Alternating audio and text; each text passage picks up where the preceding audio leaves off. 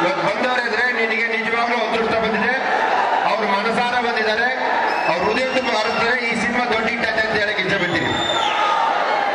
ಅಯೋಗ್ಯ ಏನ್ ಹಿಟ್ಟಾಯ್ತು ಅದೇ ರೀತಿ ಹಿಟ್ಟಾಗ್ಲಿ.